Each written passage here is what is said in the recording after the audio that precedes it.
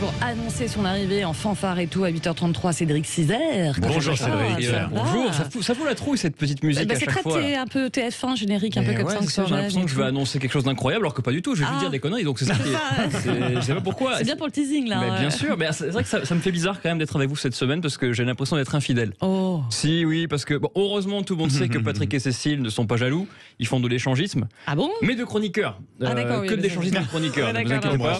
Oui, alors je reçois plein de messages qui me disent que vous êtes formidables tous les deux. Ouais, n'en faites pas trop. Si, vraiment. Non, mais attention, Laurence, parce qu'il va y avoir un. Il y a le retour du bâton là. Vous me connaissez bien. Non, c'est vrai, je reçois plein de messages. Ils me disent ils sont formidables. Vous êtes dans la lignée des grands duos mythiques de l'histoire, comme Mulder et Scully, Leonardo DiCaprio et Kate Winslet, ou encore Peter et Sloane.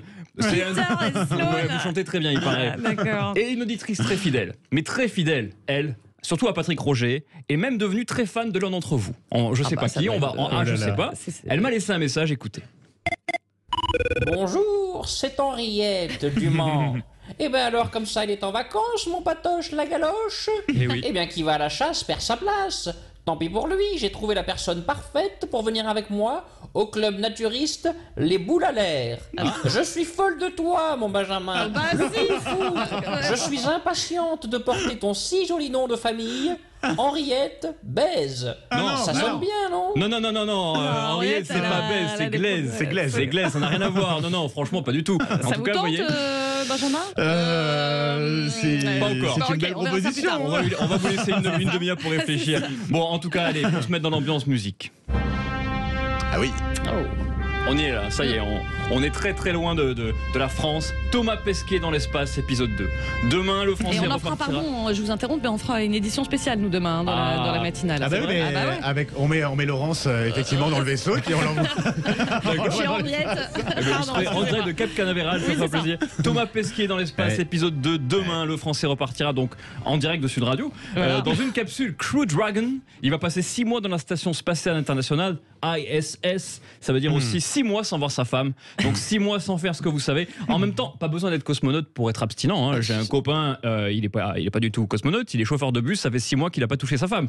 Donc il n'y a pas besoin de partir dans l'espace non plus. Mais c'est paradoxal de devoir être abstinent quand tu es dans ce qu'on appelle l'orbite. Il y a une contrepétrie quelque part. Je sais pas, je dis rien, je ne dis rien. Et un auditeur a voulu donner son avis sur cette mission dans l'espace.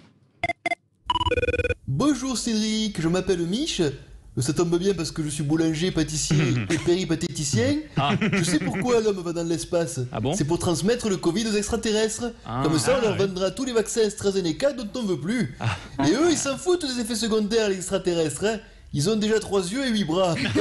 C'est vrai, il est pas bête. Bravo, Mich. Je ne connaissais pas, c'est quelqu'un du Sud-Ouest, manifestement. Alors, Thomas Pesquet, il faut savoir que Anne Hidalgo ne peut pas le blairer.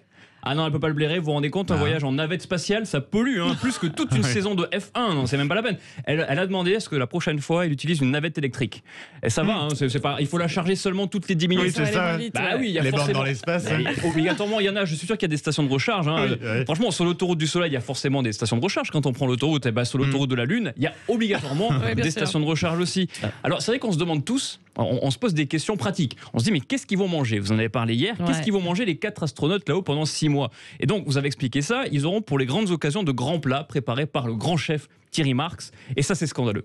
C'est scandaleux parce que nous, on peut pas aller au restaurant à 2 km de chez nous, mais Thomas Pesquet, il va manger des plats concoctés par le chef Thierry Marx. Donc, en gros, pour pouvoir manger de la grande cuisine, la seule solution, c'est quoi? C'est d'aller dans l'espace. Oui, une attestation. Il n'y a pas d'attestation, Alors c'est là, scandaleux. c'est plus de 10 km. C'est un peu plus que 10 km. Alors, moi, je rêve d'aller dans l'espace, non pas pour voler, mais pour manger une soupe à l'oignon structurée et déstructurée de Thierry Marx. Donc, je postule pour l'année prochaine. Alors, moi, je ne rêve plus depuis longtemps de toute façon, mais j'ai 2 cauchemars dans la vie. Je me livre tous les matins à vous. Le premier cauchemar, ce sont les gens qui disent « je sais pas c'est quoi ». Ces gens-là, je peux pas. J'ai rompu avec une fille magnifique parce qu'elle dit je sais pas c'est quoi. Ouais, il manquait quoi, le nœud, c'est ça qui vous. Mais non, mais je sais pas ce que c'est. Je sais pas ce que c'est. Je sais pas c'est quoi, ça me rend fou. Et mon deuxième cauchemar, attention, ce sont ceux qui jettent leur mégot de cigarettes par terre. Ça, c'est pas possible. 68 euros d'amende si tu te fais attraper. Alors c'est quoi, vous qui êtes des spécialistes? Je sais pas c'est quoi. Vous savez pas c'est quoi? Vous avez oublié. Je vais vous quitter tout de suite, Laurence. C'est ça. C'est quoi la spécialité de Lyon, la ville de Lyon? C'est les...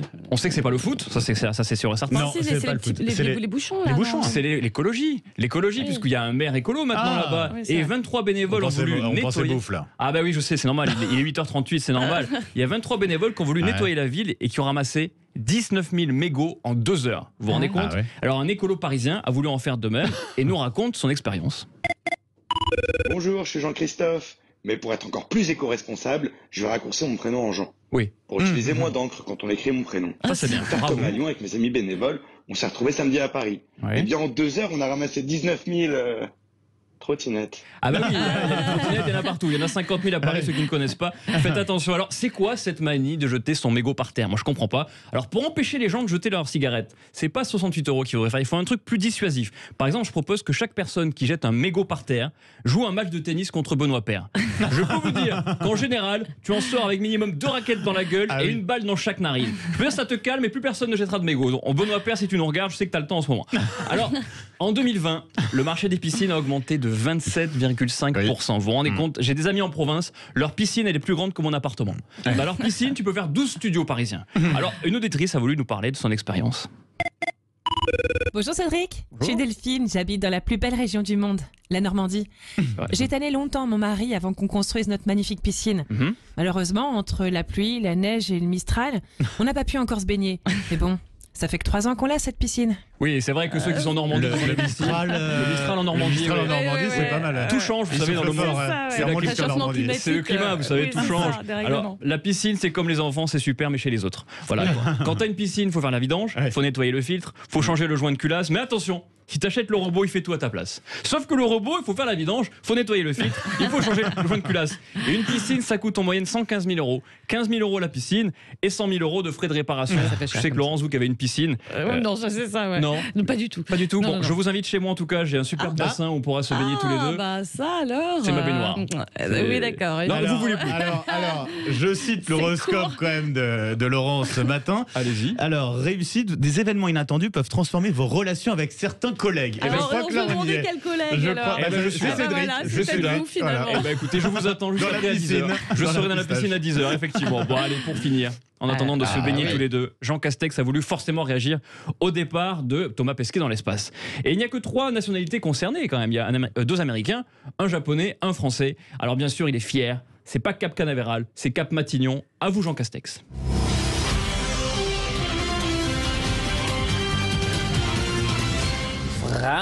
Français, le gouvernement vous confirme que Thomas Pesquet ne sera pas le seul à voyager en fusée cette année. Pourquoi? En effet, dans 1 an, Emmanuel Macron prévoit de m'envoyer en orbite au Pôle emploi. Ah ouais, c'est vrai. C'est plus proche. C'est plus proche et ce qui est prévu, je pense, c'est très. En plus, c'est pas cher. C'est ça. Et ça pollue pas. Donc Anne Hidalgo sera contente. C'est ça. On l'embrasse. Merci beaucoup, Cédric Cizer. Et puis bonne lecture. Oui, aujourd'hui c'est Philippe Prel. Il a écrit un livre sur moi. C'est le sujet que je connais le mieux, c'est moi. J'ai appris à vivre avec mon meilleur ami et mon père ennemi, bien sûr. C'est vous-même. On est en même temps et je vous embrasse et merci beaucoup. Et à tout à l'heure dans la baignoire. À tout à l'heure, je vous attends tous.